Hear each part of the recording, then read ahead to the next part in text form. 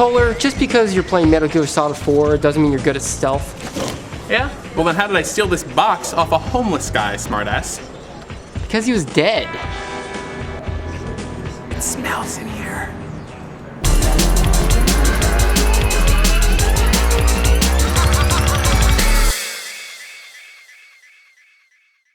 This Thursday marked the release of Metal Gear Solid 4, considered by many to be the first big exclusive killer app for the PlayStation 3.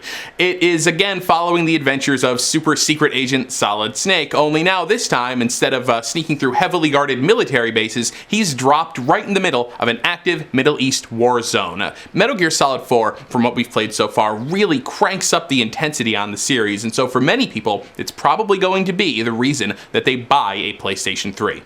Now, if you haven't played the first 3 Metal Gear Solid games, will you have any idea what's going on with the storyline?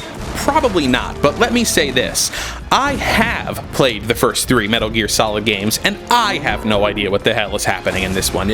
Anybody who tells you that they know what happens in Metal Gear is probably a liar.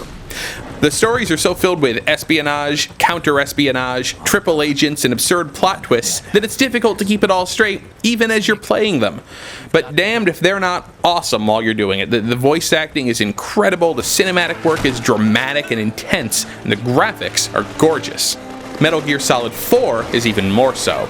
Now, in case you're not quite sold, I'm going to give you a rundown of the game's first hour, so you can see just how lovingly detailed just the first few moments are. Your spoiler warning begins right now. Now, the first 8 minutes of your Metal Gear Solid 4 experience are going to be taken up by the game's installation to the PlayStation 3's hard disk, which is currently going on right in back of me. It does take quite a while, and it's going to take up about 4.6 gigabytes of your PlayStation 3's hard drive, but while that's all loading, you get to watch Solid Snake smoking a whole bunch of cigarettes in back of you as amusing warnings and things like that flash on the screen. It's actually pretty riveting for some reason. It does get you acclimated to just how nice the game's graphics actually look.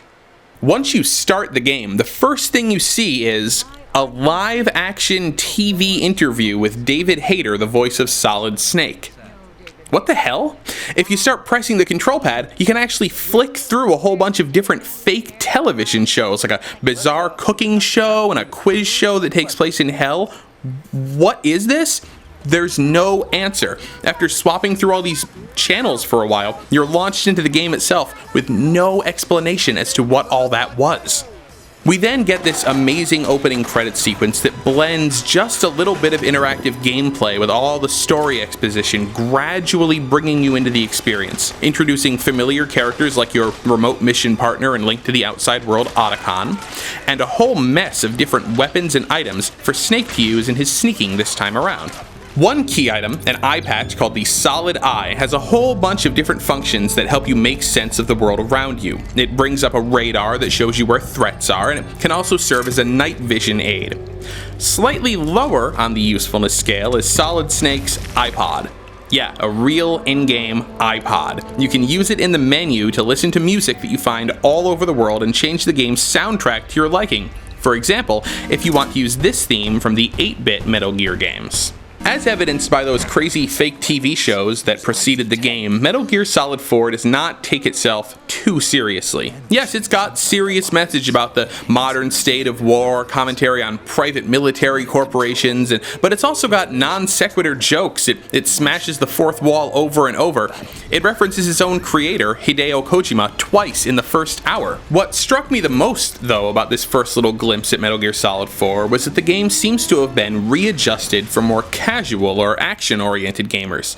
Yes, you can still sneak through the world without being detected, but it's much easier to survive now if you're caught because shooting enemies is done in the Gears of War style over-the-shoulder fashion.